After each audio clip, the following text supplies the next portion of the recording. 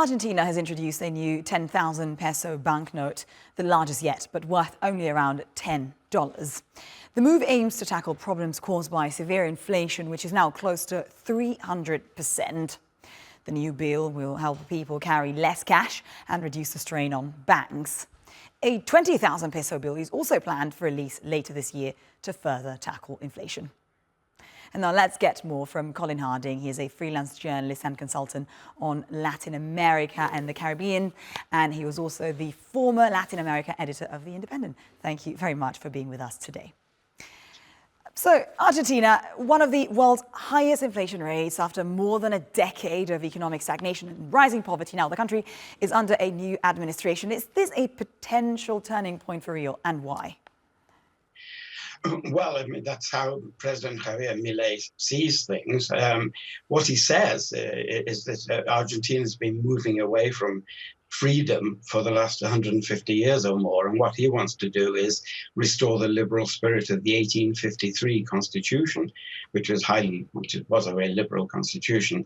But since then, the state has grown, that state presence in the economy and in people's lives in general has grown inexorably, and this has led to deficits, to restrictions on people's freedom and so on. And he intends to restore the freedom is his great watchword, libertad in Spanish, and that's the name of his party. And this is his objective, is to really more or less try and remake the country.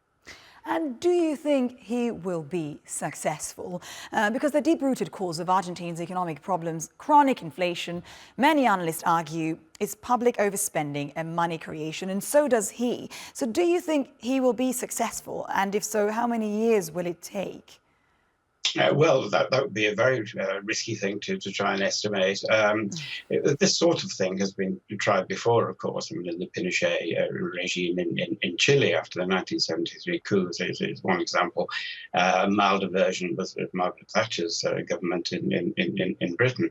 But what he wants to go much further than them, really, and try and reverse the entire trend of the government, particularly the government's role in the economy and in public life. To say whether he's going to be successful, and that depends which indicators you're looking at. He claims that successes are already being registered, that there was a financial surplus in the first 3 months of the year, that the wages are rising more quickly than prices, that in general things are trending in the right direction.